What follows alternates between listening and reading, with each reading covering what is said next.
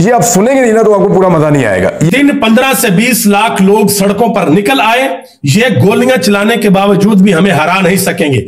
हम तहरीक को दोबारा खड़ा कर रहे हैं और इस्लामाबाद जाएंगे। यह बात की है शाहिद खटक ने। इसके अलावा एक और बहुत बड़ा ऐलान किया है जो पंजाब असेंबली के अंदर अपोजिशन लीडर है बुच्चर साहब, उन्होंने कहा जी पाकिस्तान तहरीक इंसाफ अलीमा खान के साथ खड़ी होगी। अगर अलीमा खान की मुलाकात नहीं करवाई जाती और वो अडेरा जेल के बाहर बैठ जाती हैं, धरना देती हैं, तो पाकिस्तान तहरीक इंसाफ अलीमा खान के साथ खड़ी होगी, हम उनके साथ होंगे। ये उन्होंने एक बहुत बड़ा ऐलान किया है। एक साफी है शाहिद मेतला, उन्होंने एक बहुत बड़ा इंकशाफ किया। उन्होंने कहा जी एस्टेब्लिशमेंट गारंटर मांग रही थी कि गारंटर लेकर आओ, यह ना हो कि कल को इमरान खान जो बातें करें उनसे मुकर जाए।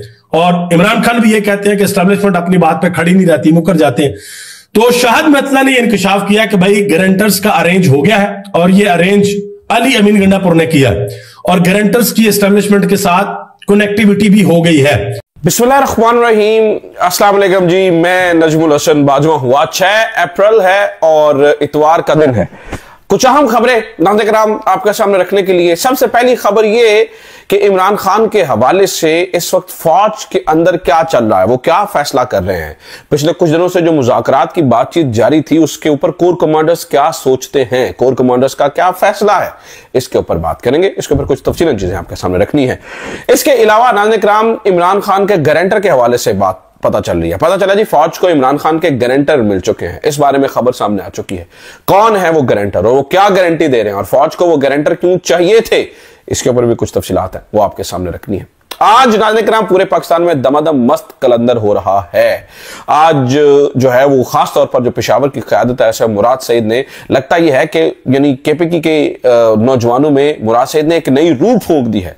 आज जो पेशावर से मुनाजिर आ रहे हैं वो किसी तौर पर भी मौजूदा टोले के लिए, मौजूदा हुक्मरानों के लिए किसी तौर पर भी अच्छी खबर नहीं है। इसके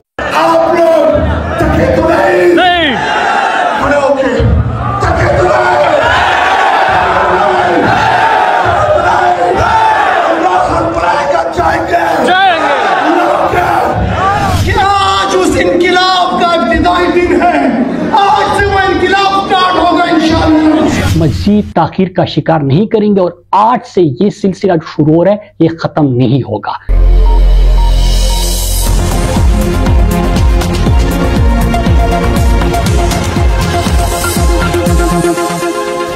बिस्मिल्लाहिर्रहमानिर्रहीम, अस्सलाम वालेकुम। पाकिस्तान और दुनिया भर में देखने और सुनने वालों को अब्दुल कादिर का सलाम। आज के पॉलिटिकल मंजरनामे से 3 बड़ी खबरें हैं। पहली ये कि अडयाला जेल में एक ऐसी मुबैना मुलाकात हुई है इमरान खान से जिसके बारे में उनके वर्कर्स को अभी नहीं पता है और इसके बारे में कोई बहुत ज़्यादा चीज़ें हाईलाइट भी नहीं हुई, लेकिन अंसार अब्बासी ने एक खबर आज अखबार में शाया की है। उसकी तफसीलात आपके सामने रखता हूँ, किस हद तक हकीकत है नहीं है ये फैसला आप कर लीजिएगा। दूसरी अहम डेवलपमेंट, फलस्तीन मुस्लिम पे जुल्म करने वालों, इस नज़म को आखिर तक ज़रूर सुने और अपने फ़लस्तीनी मुस्लिम भाई बहनों के लिए कमेंट में एक प्यारी सी दुआ ज़रूर लिखें। आइए नज़म समात फरमाएं। अरे मोमिनो तुम कहाँ सो गए हो, अरे मोमिनो तुम कहाँ सो गए हो, फलस्तीन के मुस्लिम लुटे जा रहे हैं। आवाज़ आ रही है फलस्तीन से तुमको, आवाज़ आ रही है फलस्तीन से तुमको, जल्दी से आओ बचाने तुम हमको, अरे मोमिनो तुम कहाँ सो गए हो। मुराद सईद, सुहेल अफरीदी, मीना खान, शाहिद खटक और ISF के ये सारे लोग ये कह रहे हैं कि हम अब मज़ीद इंतज़ार नहीं करेंगे और अब हमने एहतजाज के लिए निकलना है। वो फिर कह रहे हैं कि हमने डी चौक की जानिब आना है एंड सो ऑन। तो एक ऐलान ये किया गया कि अब जिस मरहले का आगाज़ होने जा रहा है इसमें ना तो ताख़ीर होगी और ना ही ये सिलसिला रुकेगा। तो ये आज ऐलान किया गया। बहरहाल मुराद सईद ने इस कन्वेंशन में जो तकरीर की है उसको वहाँ पे बैठे नौजवानों की बड़ी तादाद ने सुना। ऑब्वियसली सोशल मीडिया के ऊपर भी इस टाइम वायरल है, और इसका जो सारा एंड रिजल्ट निकलता है वो यही है कि किस तरह से इमरान खान को रिलीज़ कराया जाए।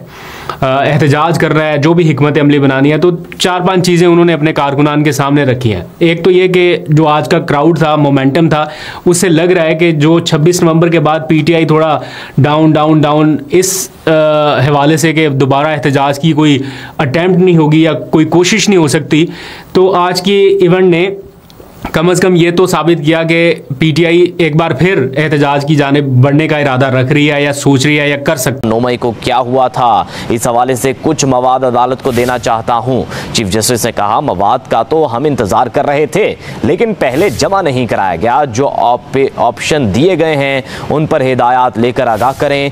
अभी आपको बताएं कि 9 मई के मुलजिमों की जमानतें मनसूख करने के केस में सुप्रीम कोर्ट ने स्पेशल प्रोसिक्यूटर को 2 नकात पर हिदायत लेने का हुक्म दे दिया। चीफ जस्टिस याहिया अफरीदी ने कहा, जमानत मनसूख करने के बजाय 3 माह में फैसले का हुक्म दे देते हैं। ट्रायल कोर्ट्स को पाबंद करेंगे कि हर 15 दिन बाद हाई कोर्ट को पेशरफ रिपोर्ट जमा कराए। स्पेशल प्रोसिक्यूटर ने कहा, जमानतें ज़ाब्ता फौजदारी की दफ़ा 497 के तहत दी गई हैं। सेक्शन 497 का इंसदाद दहशतगर्दी मुकदमात में इतलाक नहीं होता। 9 मई को क्या हुआ था, इस हवाले से कुछ मवाद अदालत को देना चाहता हूं। चीफ जस्टिस ने कहा, मवाद का तो हम इंतजार कर रहे थे, लेकिन पहले जमा नहीं कराया गया। जो ऑप्शन दिए गए हैं उन पर हिदायत लेकर आगाह करें। केस की समाअत कुछ देर के लिए मुलतवी कर दी गई है। बिस्मिल्लाहिर्रहमानिर्रहीम, अस्सलाम वालेकुम। मैं हूं सैबी काज़मी, आप देख रहे हैं फेसबुक और यूट्यूब। सोमवार का दिन है, 7 अप्रैल की तारीख है और बड़ी अहम खबरें आज के दिन की। पाकिस्तान की मईशत की बहुत बड़ी तबाही, स्टॉक एक्सचेंज में आज शेयर्स का खूनी खेल मईशत को तबाह बर्बाद कर गया। पाकिस्तानी खजाना बेचने की तैयारियां भी, गैर मुल्कियों के वफूद जहाज़ों की आमद, जब कल चीफ की भी मुलाकातें हैं, अहम इजलास हो रहे हैं। 10 से 15 अप्रैल में तब्दीलियों के बड़े इम्कानात हैं। अडयाला जेल में क्या मुलाकातें होंगी, राब्ते होंगे। और चीफ की मुद्दत मुलाजमत से पहले नया चीफ भी सरगर्म हो गया। अमरीकी वफ्द के साथ मुलाकात में एक अहम शख्स के इंकशाफात। लंदन एक दफ़ा फिर सियासी मरकज़ बन गया। बिलावल, नवाज शरीफ, शहबाज शरीफ की लंदन रवानगी और लंदन से लोगों की पाकिस्तान आमद। तहरीक इंसाफ पर दबाव की कोशिश, असम्बली का इजलास भी बुलाया जा रहा है। मिलिट्री कोर्ट्स रहेंगी या नहीं, आज इस केस की समाअत भी शुरू हो चुकी है। अहमद नूरानी की वालदा आज अदालतों में फिर माँ के आंसू और जज भगवान दास को पुकार। साफ़ी फरहान मलिक आज आज़ाद हुए, जमानत मंजूर हुई। बलोचिस्तान में 7 अप्रैल 2025 सोमवार का दिन है और आज इस्लामाबाद हाई कोर्ट से इस्टेब्लिशमेंट को और इस निजाम को अब तक का बहुत बड़ा झटका लगा है। इस्लामाबाद हाई कोर्ट के अंदर आपको मालूम है कि एक जानिब तो कुछ नए जजेस लाए गए, कुछ का तबादला करके लाया गया, कुछ को नया तायुनात किया गया जज इस्लामाबाद हाई कोर्ट में। लेकिन इस हाई कोर्ट के अंदर अभी भी कुछ आईन पसंद और इंसाफ और कानून पर अमलदारी को यकीनी बनाने वाले जज मौजूद हैं। ये जज जब जब खड़ा करते हैं, पूरे का पूरा निजाम और बिलखुसूस पाकिस्तान की एस्टैब्लिशमेंट हिल कर रह जाती है।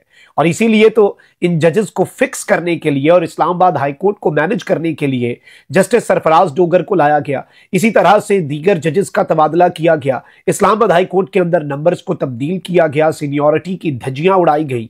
आइन और कानून को बालाए ताक रखकर, तमाम तर असूलों को, कवायद को, जवाबित को बालाए ताक रखकर इन जजेस को काउंटर करने के लिए इस्लामाबाद हाई कोर्ट में नए जजेस लाकर इस्लामाबाद हाई कोर्ट को मैनेज करने की हर मुमकिन कोशिश की। बिस्मिल्लाहिर्रहमानिर्रहीम, अस्सलाम वालेकुम। मैं हूं इरफान हाशमी और आपको प्रोग्राम में खुश आमदीद कहता हूं। तमाम तारीफें उस रब्बुल इज़्ज़त के लिए जिसकी तरफ हम सबको लौट कर जाना है और जिसके हुजूर हम सबको एक दिन पेश किया जाएगा। व्यूअर्स, अडयाला जेल से खबर ये है कि अलीमा खान ने एक वार्निंग जारी की कि इस दफा अगर मेरी मुलाकात इमरान खान से ना करवाई गई तो फिर अडयाला के दरवाजे पर हम धरना दे देंगे।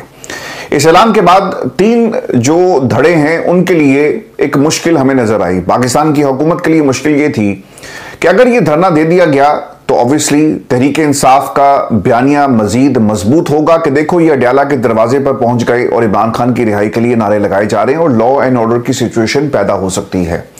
दूसरी तरफ पाकिस्तान की एस्टेब्लिशमेंट के ऊपर भी एक हीट आनी थी कि देखें अडयाला जेल को जेल सुपरिटेंडेंट कंट्रोल नहीं करता और इस जेल का जो असल मालिक है वो एक कर्नल है जो अंदर से बैठकर ये तमाम फैसले जारी करता है।